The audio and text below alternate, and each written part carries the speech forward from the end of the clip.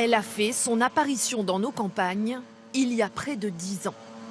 Cette plante, c'est le miscanthus. Venue d'Asie où on l'appelle l'herbe à éléphant, elle ressemble au roseau mais n'est pas invasive. Une plante facile à cultiver, une fois semée, il n'y a plus rien à faire.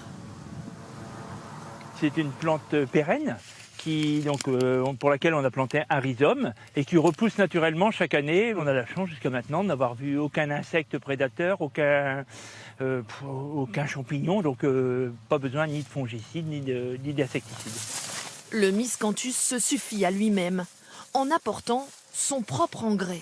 Ce sont toutes les feuilles qui sont tombées pendant l'hiver, donc qui restent sur le sol. Donc ce tapis de feuilles permet d'éviter la levée de mauvaises herbes.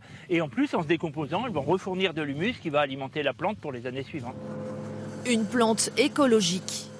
4000 hectares cultivés en France en 2015, 5500 en 2018. Le miscanthus se récolte une fois par an.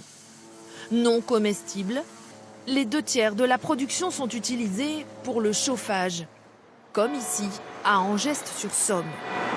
La commune a remplacé ses 4 chaudières au fioul par une seule chaudière au miscanthus.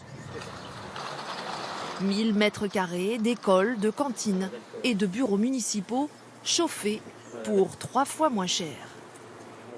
Je pense que pour le chauffage, on serait mieux avoir une tige comme ça, non éclatée. Non éclaté, voilà, oui. je pense, mais ça, il y aurait une combustion plus lente. C'est économique puisque ça revient beaucoup moins cher que le fioul, que le gaz.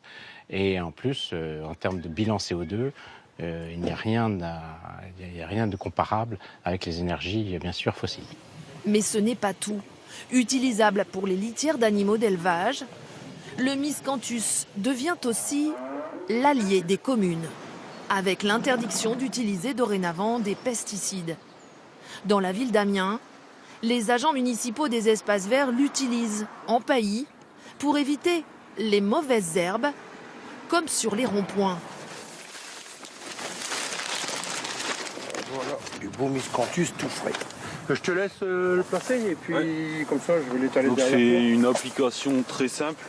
Pour ce responsable, la plante permet de conserver toute la biodiversité du sol. Ça a un pH neutre, donc ça ne va pas modifier l'équilibre fondamental du sol.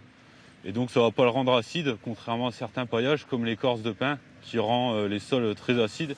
Vendu entre 140 € et 200 € la tonne selon son utilisation, le miscanthus peut être une nouvelle source de revenus, une niche écologique pour les agriculteurs.